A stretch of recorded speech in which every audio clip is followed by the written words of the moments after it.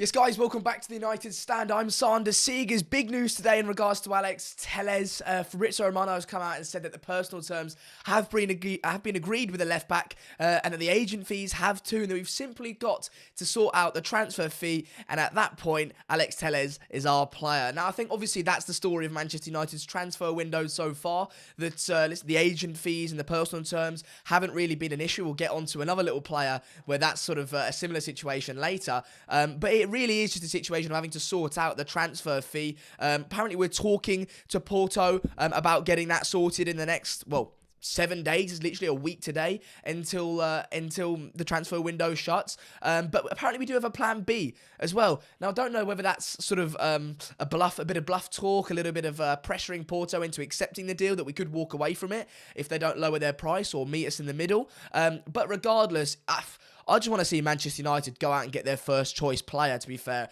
I don't even think Alex Telles is their first choice player. I think Reguilon was their first choice player, but we were refusing to put up with the terms that Real Madrid wanted to sell us for him. And I think that's fair enough. It's fine to walk away from a deal if you're going to get your pants pulled down, but you move on to Alex Telles. Don't walk away from that if you can't pay out, 20 million, maybe 19 million. That would be silly. Now, I know we're tight on money. I know coronavirus has put us in a difficult situation, but come on, what are we here to do? Say penny pinch or win leagues? Do you know what I mean? It's frustrating in that sense. But listen, talks are continuing with the two clubs. Fabrizio Romano has come out and said this. Of course, he's a huge journalist. I think I take his word often as fact, to be fair. So, he's come out and said that the personal terms with Alex Telles have been agreed. He wants to come to Manchester United. The agent fees have been agreed with Alex Telles. And so everything on his end is sorted. It's simply about sorting out the transfer fee with Porto. And apparently we have a plan B. Now, I don't know what you guys make of that. I want to know what you guys are thinking. Good morning, everyone, by the way. Thank you so much for joining me. We really do appreciate everyone that tunes in. And obviously the comments are a huge part of the show. So I want to know what you guys think of Alex Telles. But it's crunch time for Manchester United at the moment. I mean, we've got a variety, actually quite a lot of stories to talk about today in the show. But listen, we've got we've got a week left, and we're talking about bringing potentially 2 or 3 players into the club and getting a couple out. We've had how many months to do it? It's not good enough regardless if it happens or not, but it truly is crunch time now for Manchester United. And so, I mean, things need to happen sooner rather than later, because the longer time goes on, the more other clubs know that we're very, very desperate for players. And maybe that's part of our plan. We'll push Dortmund or Porto to the end, give them the money, they accept it. It's about who cracks first. But listen, concerning times for Manchester United at the moment. But obviously you've got the likes of Mark and, Flex in the 0% club and Mark in the 90% club for Sancho. What do you guys think of Telles? I've said a little while ago that I do think it will happen. I don't see how Manchester United can walk away from a 20 million deal for a position that they absolutely need to strengthen in. And if they do, that's a real low, isn't it? That's a new low. It really is. So, good morning, everyone. Personal terms agreed. FC, it is frustrating to see, isn't it? It really is frustrating, because why would you go for all the trouble of agreeing the personal terms and sorting the agent fees? That takes time and effort to just, end up penny pinching for the transfer fee in itself. I understand that you've got to try and save money, but when we end up paying the original price anyway, it's just frustrating to see happen, isn't it? April Saunders says, I'll take Telles and Sancho, but the board can forget it if they all make things right. Their behaviour is embarrassing. What do you guys think? Do you think as well that any transfers that we can bring in, i.e. Telles and Sancho, they look like the 2 most likely players to come in, and we'll update you on Sancho in a second. If they do come into the club, what do you guys think? What sort of impact do you guys think that will have on the team? And we spoke about it last night in the Sunday night show with Goldbridge and Flex and Ricky. And I said, the individual performances themselves on the pitch might contribute significantly, and I think they will. I think Alex Telles will be an upgrade on Brandon Williams, potentially an upgrade on Luke Shaw. I've not seen him play enough to make that call yet, but I have no doubt that he'll be better than Brandon Williams at the moment. And Sancho will no doubt bring us unbelievable, not only strength and depth, but just quality on the ball. I mean, to see Jadon Sancho in a number 7 shirt on that right wing for Manchester United will give us a sense of width, balance that I don't think we have at the moment, and quality. I think, what Ricky said about Daniel James being the only real winger we have, well, when Sancho comes in, that statement changes, because Sancho is a winger. Now, of course, he does get to the byline and cross it in, but he's also a very intelligent player in the sense that he makes things happen through the lines. But there's no doubt that he's more of a right winger than Mason Greenwood. Mason Greenwood's clearly just a young player playing on the right, getting a bit of game time. He's going to end up through the middle. Jadon Sancho, his career's on the right. So to bring him in, I think that will create immense balance, and I think that will have a huge impact. But that doesn't mean that positions like centre-back and central defensive midfielder are not going to be an issue. There will be an issue, and that will have to be addressed in January and future transfer windows. So we'll have to wait and see what happens with that. But I've got super chats here, by the way, guys. I'll absolutely make sure to read out your comments, and I'll try my hardest. But there's so many of you that if you want to make sure that your comment is read out, make sure to just get your super chat in. We will read it out, and we appreciate all of you guys that do contribute to the channel. So thank you, Santino Cuaso, who says, when, not if, he says, when we sign Sancho and Telles, I am still Glazers out. In the time City's owners have invested £1 billion, the Glazers have taken out £1 billion. Now listen, regardless of what Manchester United do in the transfer window, I don't think the Glazers have acted well, or the board have acted well. I keep saying this, if we leave anything, we've already left things too late. There's already been 6 points on the line and we almost dropped all of them. We almost lost 6 points because of the transfer activity. Now, it's not the transfer activity alone, but the transfer activity, if we brought players in like Sancho and Telles and maybe a centre-back, we would have seen a huge difference in the atmosphere and in the mood and in the sort of inspiration between the players, absolutely, in the first 2 games. So, not good enough from the Glazers and the board, regardless of what happens. And Aiden says, baffles me how Ole said he has good enough centre-backs and doesn't need to sign one. Now, I think with that, I don't think he thinks he has good enough centre-backs, to be honest with you, mate. We saw it last year. He always says it.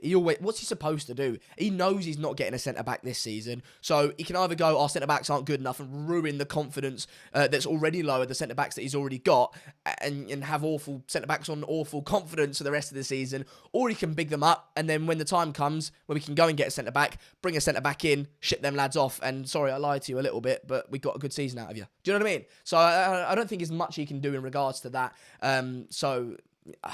People listen too much what the manager says in the press conferences. Press conferences are just a load of rubbish, to be fair, in regards to what he says. There's so much that goes on behind the scenes that I don't think that that I don't think you should listen too much to what they say in the press conferences.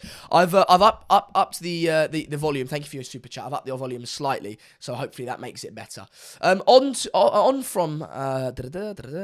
On from Alex Telles. Sorry, I had to figure out the slides then. The volume is okay. I'll move it back. From Alex Telles, on to Jadon Sancho. There has actually been news on Jadon Sancho from 2 Tier 1 journalists. One, Fabrizio Romano, and 2, Simon Stone. Fabrizio Romano we'll start with. He's come out and said, in the tweet that he put out about Alex Telles, he came out and said that there's no new bid for Sancho, that hasn't happened yet, and that Dortmund are sticking to their €120 million evaluation of Jadon Sancho. And so I think it's an interesting week ahead, is what he said, and it certainly is an interesting week ahead for Manchester United because, we've known it's €120 million for so long now, and Manchester United know that for a fact as well. So either they think that they can get the price for Jadon Sancho down at the last minute and that Dortmund will crack when push comes to shove, or they, in the back of their mind, know that they want to eventually play €120 million if push comes to shove for Jadon Sancho.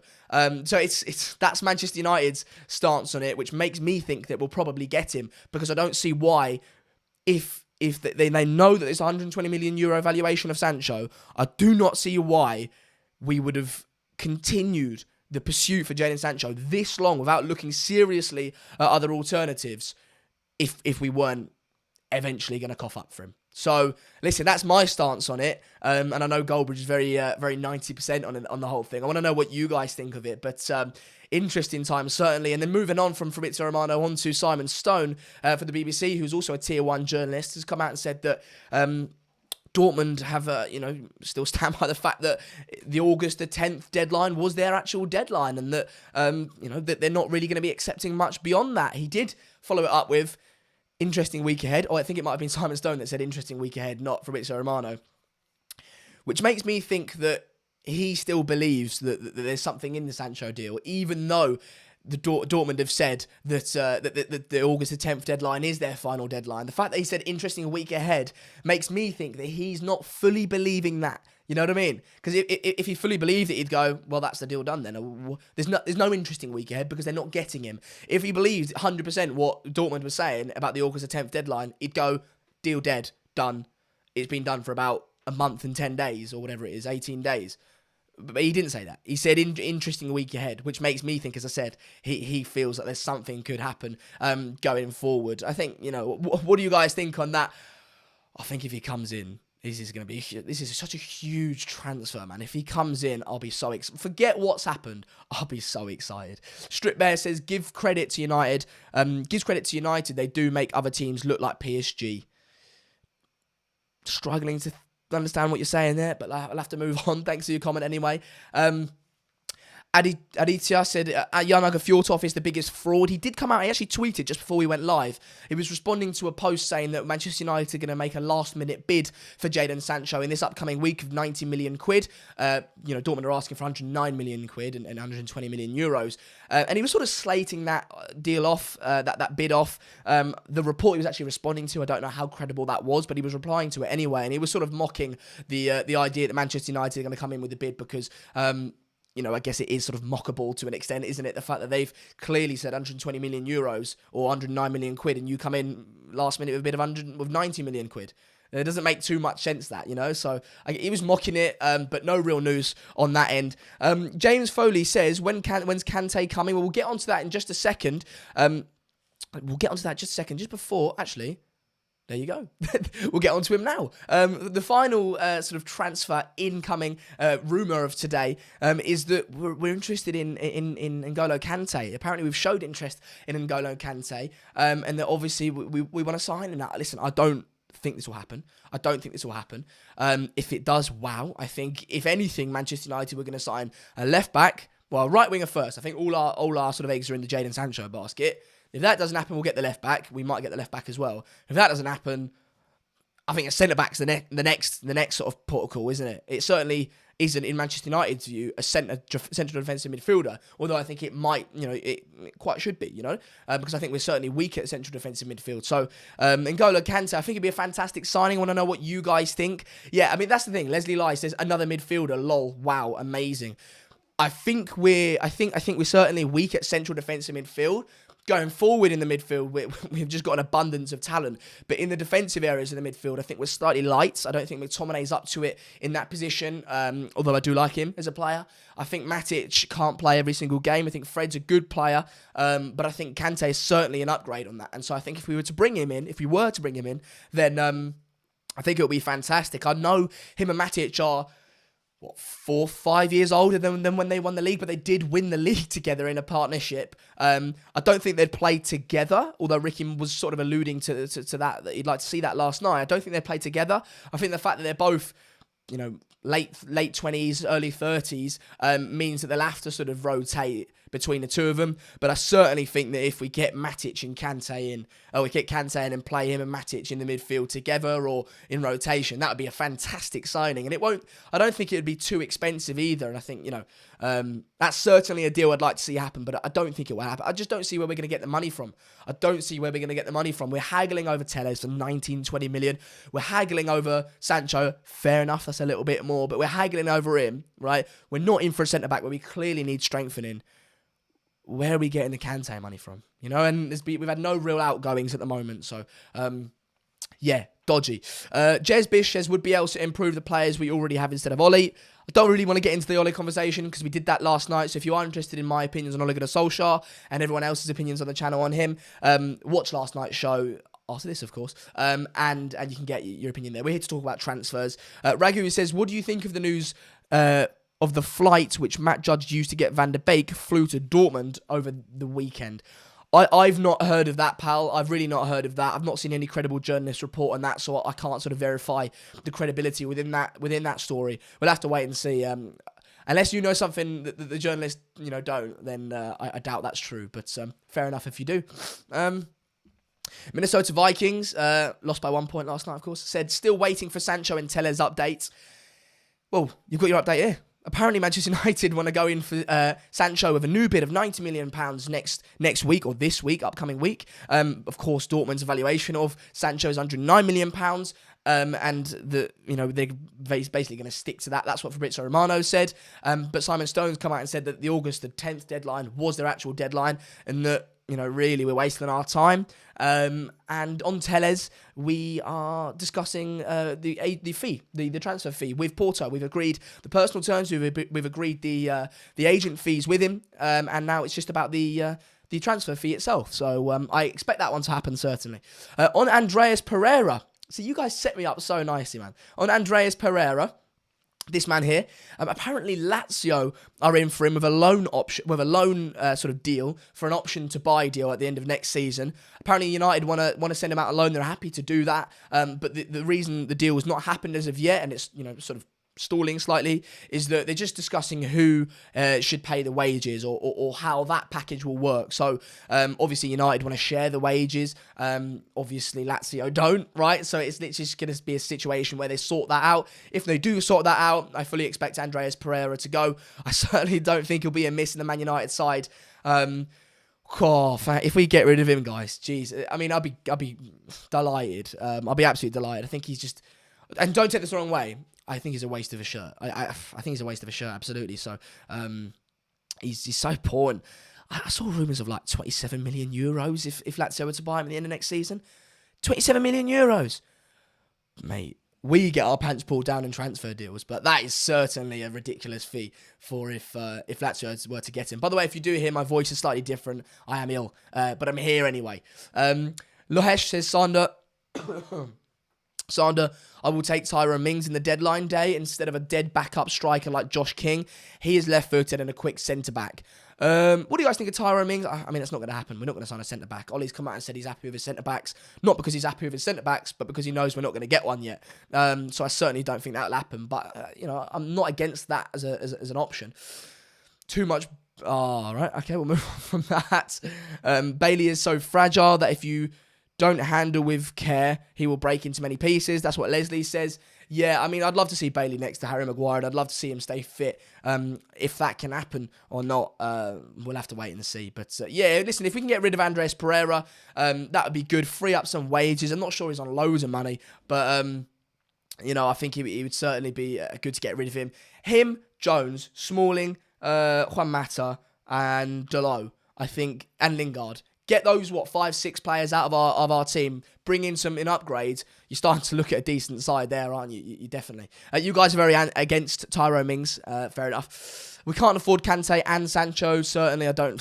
We as I say, we're haggling over Tellez, Sancho. We're definitely not going to go in for Kante. But apparently, they're the reports that they were interested in him.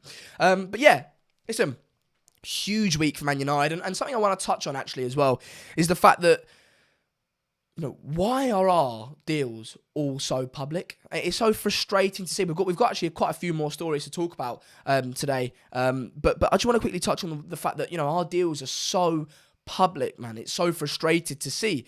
It doesn't seem like any other club has that, public sort of ongoings every single time. It's personal terms have been agreed, wages have been agreed.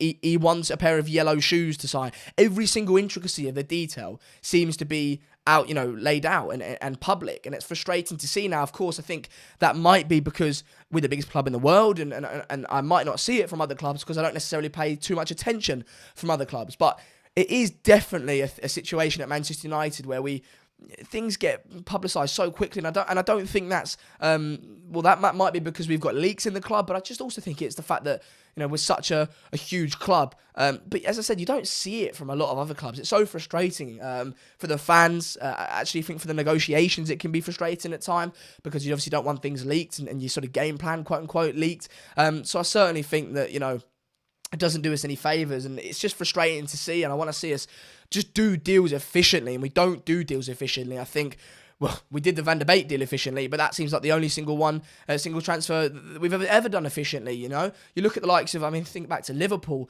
last summer when they signed Fabinho. Was it last summer? Yeah, maybe the summer before when they signed Fabinho.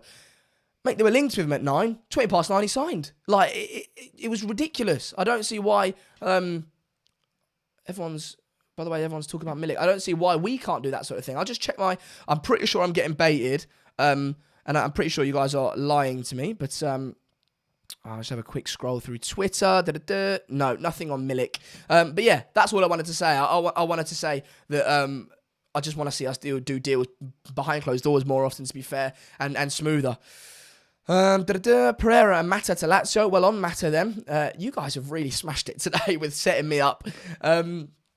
Mata apparently Lazio are in for Mata. I think the Pereira to Lazio deal is more concrete, and there's more reports on that from higher tier journalists. But there have been reports that Lazio won Pereira and Mata after the David Silva deal didn't work. Now I don't think if they know. Just because it's like one really good player, you can't replace one really good player with two average players. Two average players don't make a really good player. They just make two average players. But we'll keep that Sturm from Lazio for the moment until they sign both of them. But yeah, listen, on Pereira, I think he's got less to give than Mata. I'd like to see him go quicker than Juan Mata. But listen, Juan Mata as well seems like the nicest guy ever. Seems like he was a good servant for Manchester United. In some of our darkest times, he's been there. I think back to Juanfield, but it would be I just think it's just better if he leaves, to be honest. I think we've got so many players in that attacking midfielder position, that number 10 position. You think Pogba, Bruno, and Van der Beek can all play there. It doesn't seem logical to keep Juan Mata at the club on high wages. I think, even in the number 10 position, who often have a sort of an idea of, that they'll often be quite a bit slower and a bit more intricate. If you look at our players that can play in that number 10 position, Bruno, Van der Beek and Pogba, they're all strong and quick. And I just don't think Juan Mata fits into Ole Gunnar Solskjaer's style of play at the moment. So I like to get rid of him as well. But to be honest, I don't see that happening. I see the Pereira one happening, that one I do think, but I've just not seen enough credible reports on the Mata thing deal for it to actually sort of happen, or for me to believe it will happen. So yeah, listen, I'm not saying goodbye to Mata in, oh, you're a waste of a shirt, goodbye, because he has been such a good servant for the club, and he just genuinely does seem like such a nice guy, doesn't he? But I think there's no room for sentimentality in football, and so if we're gonna act like a big club, I don't think Mata stays at a big club anywhere else. So. Benjamin Witt says, awful shirt, mate. Yeah, it's not ideal, is it? But I've got to wear bright shirts for my face not to be exposed. It might seem like I wear just the same clothes over and over again, but it's only because I've got a certain amount of light clothes. But there you go. I think Ollie fancies Mata, like Ricky Vishnu says. I disagree. I certainly disagree. I think you look at the amount of time that Mata's actually had to play in a Manchester United shirt under Ole Gunnar Solskjaer, and it's not a lot, is it? It really isn't a lot. So, I just think if you just look at the sheer playing time or the lack of playing time, you can clearly see that Ole Gunnar Solskjaer isn't a fan of Juan Mata. Or maybe not even just not that he's not a fan of Juan Mata. He just doesn't think he fits into his system at the moment. So, yeah, there you go. Sandra, your thoughts on Dan James going?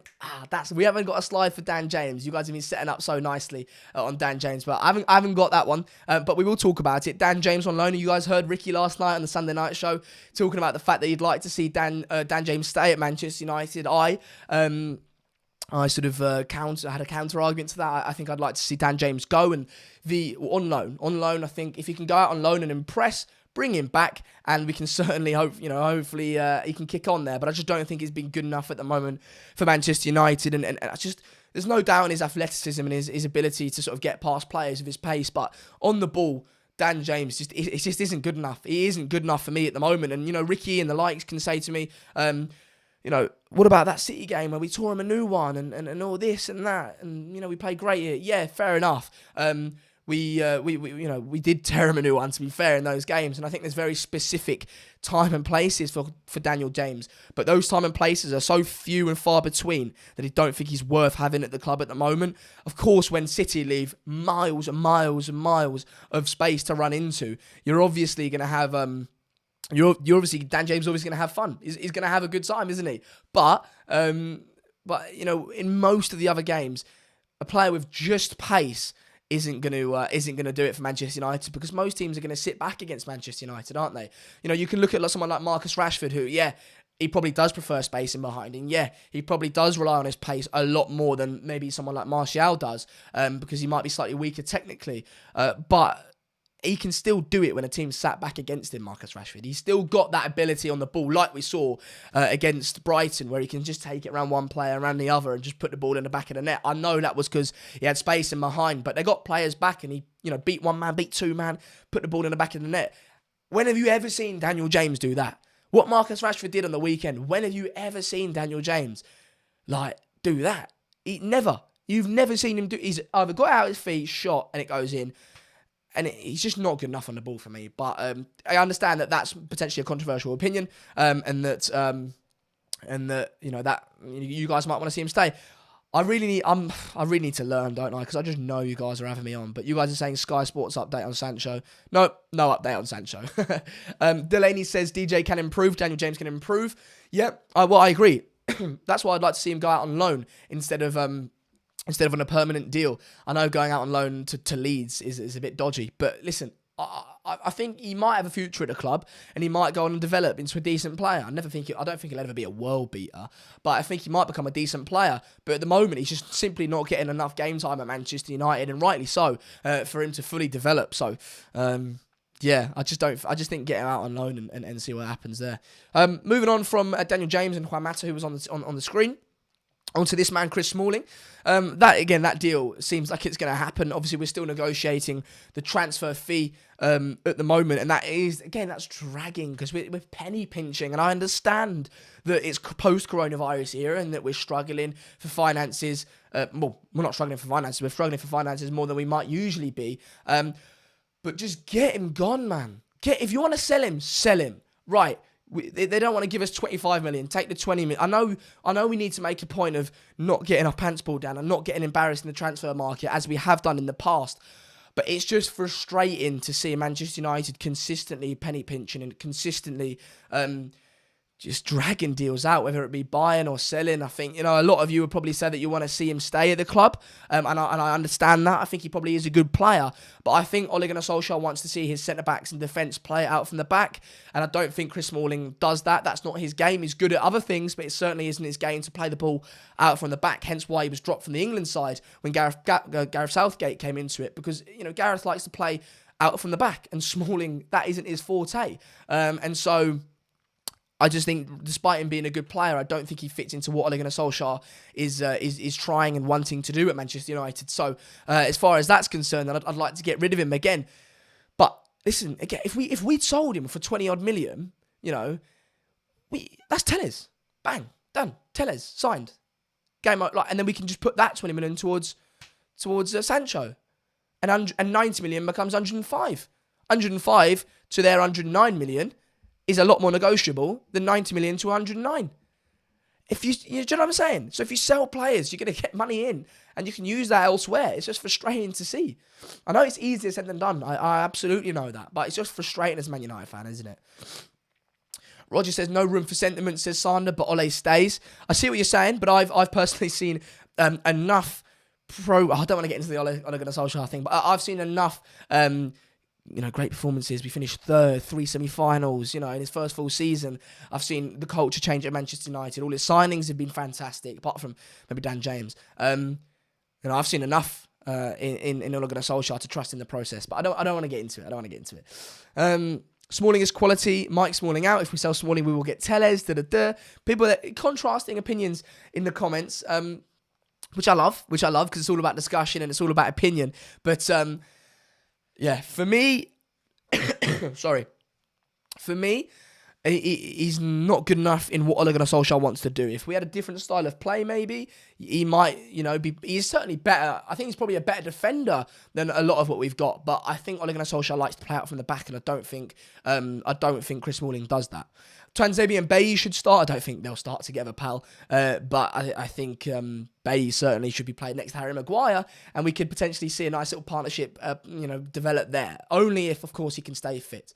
Marcus Macedo's super chat. He says, Sander, my apologies, buddy. I stated previously that Lindelof was better than Maguire, but after the Palace, I take it back. Palace game, I take it back. Maguire still sucks, but Lindelof is a whole new level of terrible. Thank you for your super chat, pal.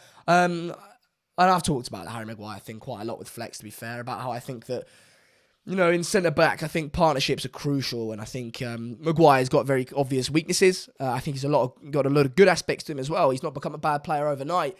I just think when you've got a player like Lindelof next to you, you're going to struggle because, clearly Harry Maguire isn't the fastest of players, so he needs someone fast next to him. He looks over to his left and he's got Lindelof. who's messing about with it and fannying about. You know what I mean? So I just think if we get Bay in or Upamecano in or someone along those lines who can cover for Harry Maguire's pace, then I think we'll see the best come out of Harry Maguire. Moving on from Chris Smalling. Finally, then on to Sergio Romero. No real reports on this at the moment, but that concerns me because surely we've got to get rid of him.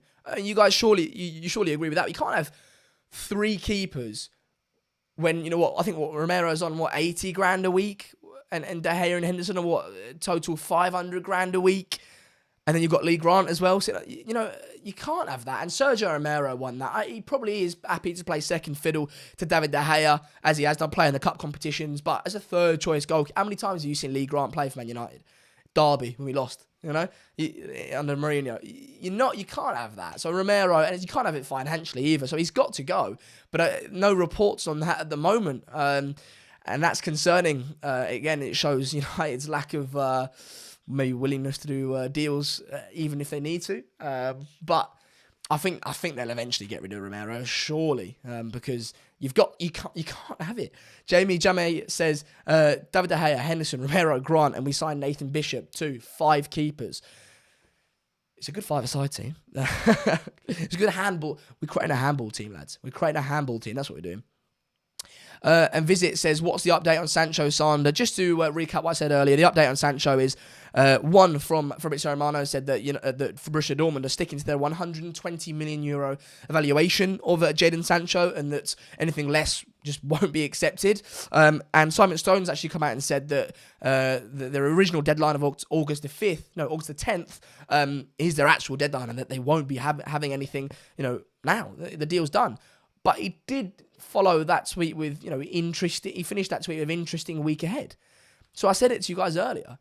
If he believes the whole August the 10th deadline thing, why would the week ahead be interesting?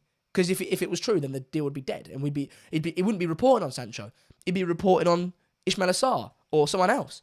But he's not. He's saying interesting week ahead, which means that surely he believes that somehow something can happen, right? So I wouldn't look too much into that August the 10th thing, although I would look slightly into the 120 million euro valuation of Jadon Sancho. Sally says, the wages are hindering United selling players. Yeah, we've got so many players on such high wages, it's silly. And Roger says, Lindelof has to cover twice the ground because Aaron Wan-Bissaka and Harry are average. I think Aaron Wan-Bissaka's a great player.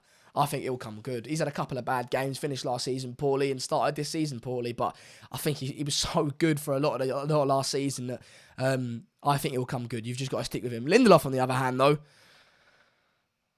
the less said, the better, to be fair. Interesting week ahead.